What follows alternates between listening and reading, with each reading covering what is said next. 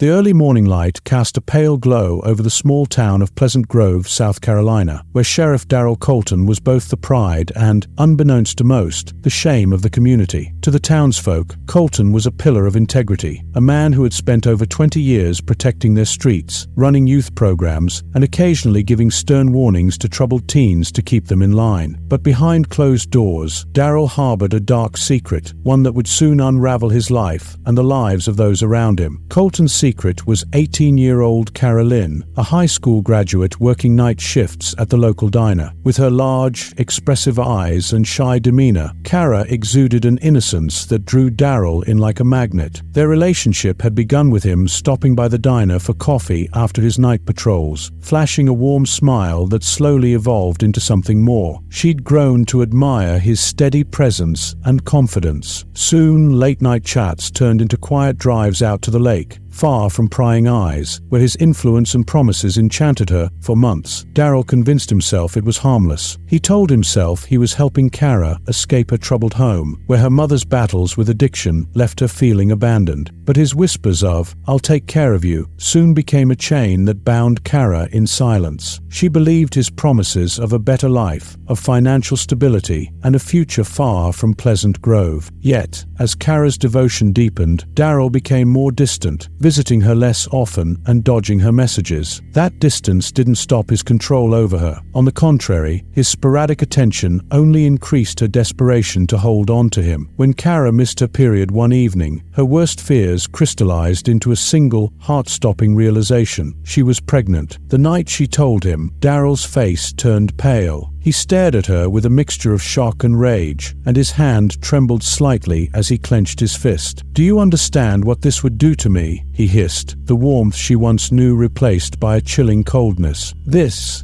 can't happen, Cara. You need to fix it." Cara's hands trembled as she tried to explain that she didn't want to fix anything. She thought he'd come around, thought he'd feel the same excitement she did about a future with their child. But Darrell's response was a curt silence, followed by a warning not to tell a soul about the pregnancy. He left her standing alone by the edge of the lake, the emptiness swallowing her hopes. Days turned into weeks, and Darrell continued to ignore her calls. Cara felt her world shrinking, the weight of her secret pulling her down with every passing moment. She was terrified of him, of her situation, of being alone. Her dreams of escaping her broken home faded, leaving behind the cold reality of a child she would have to raise on her own. But Cara wasn't the only one who knew Darrell's secret. His wife, Joanne Colton, had long suspected something was amiss. A few months prior, she'd found a silver necklace tangled in the passenger seat of their car, a delicate heart-shaped pendant she knew wasn't hers. Darrell had brushed it off, claiming it must belong to their daughter's friend, who'd needed a ride one day. Joanne didn't press him, not wanting to confront the possibility of infidelity after nearly 20 years of marriage. Yet, Joanne couldn't ignore the distance between them, nor the whispered phone calls he took late at night, nor the faint trace of perfume that clung to his clothes some mornings. She began to piece together the possibility that her husband was leading a life she knew nothing about, and every day, that suspicion clawed a little deeper into her mind. Then, on a chilly night in early November, Joanne's suspicions were confirmed in a way she could never have imagined. She was driving back from her sister's house when she saw Darrell's truck parked by the edge of the lake. She slowed down, her heart pounding as she recognized a figure standing beside him, a young woman with long brown hair, looking up at him as if pleading. Joanne watched, her breath catching as Darrell reached out to touch the girl's face, whispering something she couldn't hear. The sight shattered her. Joanne drove home in silence, her mind racing with images of her husband's betrayal. She had sacrificed so much for their family, endured his long hours and short tempers, only to be replaced by someone young enough to be their daughter. That night, she waited for him to return home, feigning sleep as he quietly entered their bedroom. In the darkness, she felt a mixture of rage and humiliation, so intense it made her physically ill. Her husband's affair was no longer a suspicion. It was real, and it threatened to destroy everything she had worked so hard to build. But Joanne wasn't prepared for how far the betrayal would go. Little did she know that the revelation of Cara's pregnancy would set off a chain of events that would lead to murder, suspicion,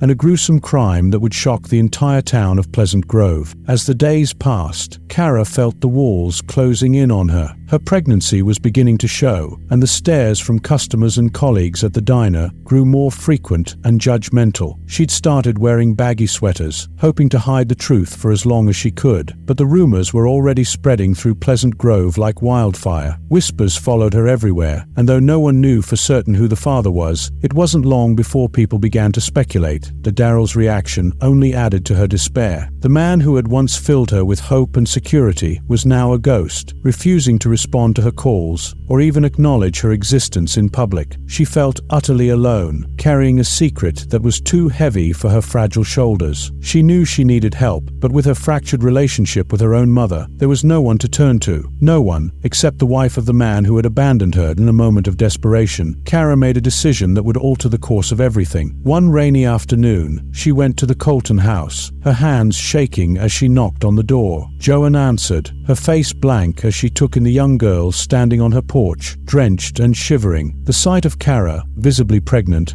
was like a blow to Joanne's chest, confirming the dark suspicions that had haunted her for months. "Please," Kara's voice cracked, her eyes pleading. I need someone to talk to." Joanne's first instinct was to slam the door, to protect herself from the pain of seeing her husband's betrayal personified in the form of this frightened young woman. But something held her back. She saw the terror in Kara's eyes, the way she clutched her stomach protectively, and felt a flicker of pity despite her own anguish. She opened the door wider, allowing Kara to step inside. In the dim light of the Colton living room, Kara shared everything. How she had fallen for Daryl's promises, how he'd abandoned her the moment she told him about the baby, and how terrified she was of facing the future alone. Joanne listened in silence, her face unreadable, but inside, her anger was building, a slow-burning fire fueled by betrayal and humiliation. "So, what do you want from me?" Joanne finally asked, her voice laced with barely restrained fury. Kara's gaze fell to the floor. "I don't know. I thought maybe you could talk to him, make him see that he has to take responsibility." Joanne stared at her, feeling a bitter sense of irony. She had spent 20 years enduring Daryl's lies and broken promises, and now, this girl, this symbol of everything that had gone wrong in her marriage, was asking her to help. The absurdity of it all made her want to scream, but she didn't. Instead, she nodded slowly. "Go home, Kara. I'll talk to him," she said, her voice flat and devoid of emotion. As Kara left, Joanne felt the enormity of her decision settle over her. She had a choice. She could confront Daryl and demand answers, or she could let her anger fester, letting the betrayal poison her from within. In the end, she decided on both. That night, Joanne waited until Daryl came home, watching him as he slipped off his shoes and loosened his tie, completely oblivious to her presence in the darkened kitchen. She could feel the tension building inside her, a tightly wound coil ready to snap. "I spoke to her," she said, her voice cold and measured. Daryl froze, turning to face her with a look of alarm. "What are you talking about?" he asked, though his tone betrayed him. "You know exactly what I'm talking about, Daryl. Kara Lynn, the girl you've been sneaking around with, the girl carrying your child." Daryl's expression twisted with anger. "You shouldn't have talked to her. This is none of your business." "None of my business?" Joanne's voice rose, her calm demeanor cracking as the fury spilled over. "After everything I've done for you, you think this isn't my business?" Daryl's face hardened. "You need to stay out of this, Joanne. This is something I'll handle." "Handle?" Joanne laughed bitterly. "You haven't handled anything in your life, Daryl. All you do is make promises and then run the moment things get difficult. Kara is terrified, and you're the reason for it. Do you even care about what you've done to her? To me? To us?" His response was a dismissive shake of his head. "You'll get over it," he muttered, turning away as if the conversation were over. In that moment, Joanne felt something in her snap.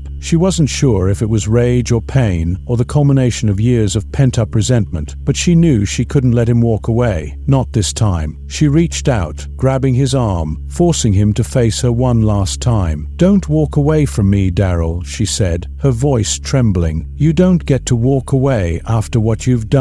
But Daryl just sneered, pulling his arm free. "I don't have time for this," he muttered, brushing past her without a second glance. That night, as Daryl slept in the guest room, Joanne lay awake, her mind racing with thoughts she had never allowed herself to entertain before. She pictured him with Kara, the promises he'd made, the lies he'd told, and the way he had humiliated her in front of the whole town. She thought of the necklace she'd found in his car, the perfume on his clothes, and the cold dismissal in his voice when he told her to get over it. And as she stared into the darkness, she realized she couldn't get over it. Not this time. In the early hours of the morning, Joanne made a decision that would alter the lives of everyone in her family. She got out of bed, walked quietly into the hallway, and opened the closet where Daryl kept his old service revolver. She held it in her hands, feeling the cold metal against her skin, and knew that there was no turning back. What happened next would send shockwaves through Pleasant Grove, turning the Colton household from a symbol of respectability into a crime scene that would haunt the town for years to come.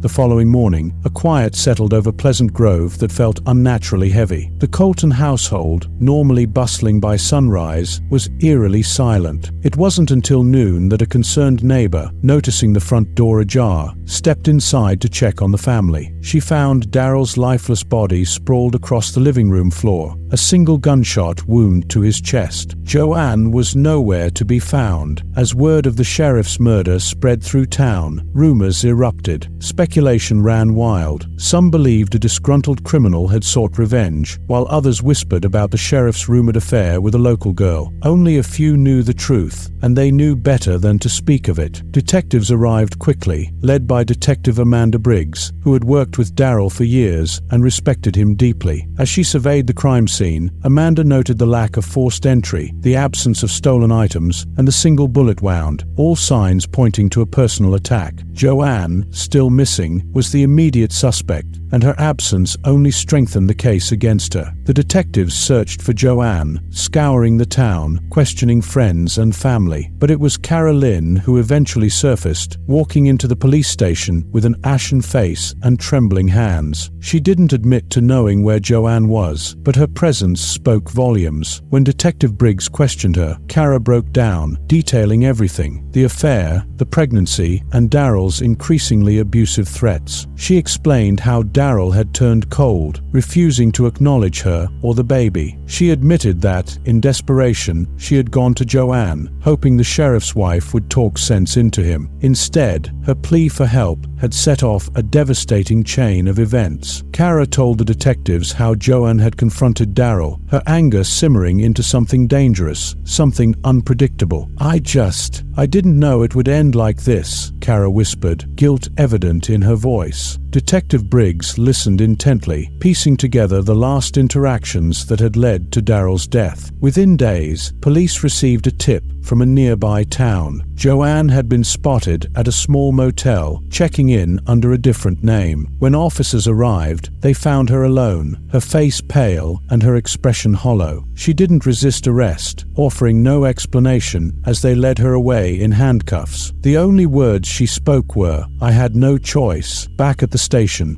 Detective Briggs questioned Joanne, who remained silent, her gaze fixed on a point beyond the walls of the interrogation room. After hours of silence, she finally looked up, her voice barely a whisper. "He took everything from me, my dignity, my family, my peace. He promised her the world and left me with nothing." Joanne recounted the years of betrayal and the final confrontation that had ended in a single, fateful shot. She admitted to pulling the trigger, but claimed she hadn't planned to kill him. "I wanted him to listen," she murmured. "I just wanted him to see what he'd done to us, to feel the pain he'd caused." The case against Joanne was airtight. During her trial, the details of Daryl's affair with Kara were laid bare, shocking the community and leaving many to wonder how they had overlooked the sheriff's dark side. Joanne was sentenced to 20 years, her quiet acceptance of her fate a stark contrast to the turmoil that had consumed her life. As for Kara, the community's sympathy was divided. Some saw her as a victim, a young woman manipulated and discarded. Others couldn't forgive her role in the sheriff's downfall, even if indirectly. A few months later, Kara left Pleasant Grove, her life forever changed by the secrets she'd been forced to carry.